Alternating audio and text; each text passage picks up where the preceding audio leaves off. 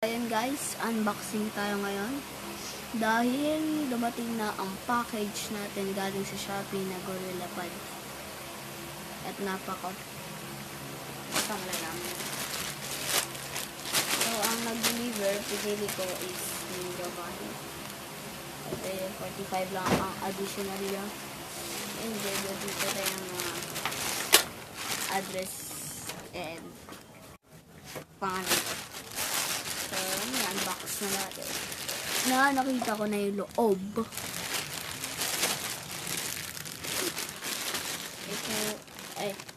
Ito mo yung expectation ko.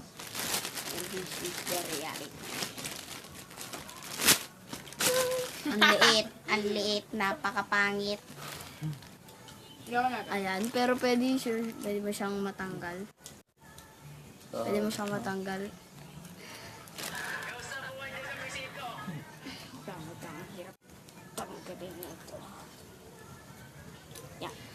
Yan, tapos i-screw mo to na mahigpit para hindi siya yung loosen na natatanggal siya. Masama ba yan? Masama yan? Yan. Naibabalik. Galiit na ito kumpara sa tripod natin. Yan.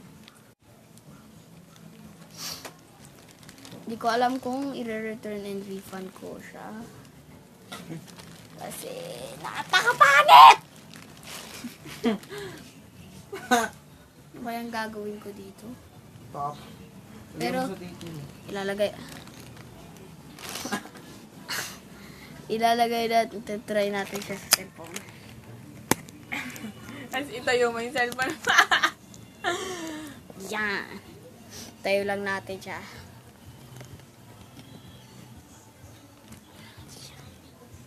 Pwede mo siyang itingnan lang ganyan. Pwede na. Pwede siya lalagay. Nanganak yung tripod. Ito yung tripod dati na napakalaki. Yan.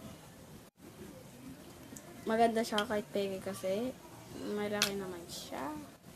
Kumpara dito sa binili ko. 90 pesos pa yun. Baliw. 90 pesos pa yun. Magkano to? Biligay lang ito ng pinsan. Biligay lang ito ng pinsan. Yan, balik na natin siya dito.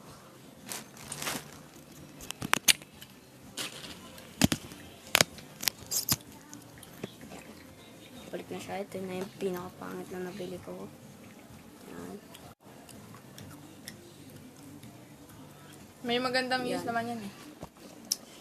Yeah, dito na magtatapos ang vlog natin.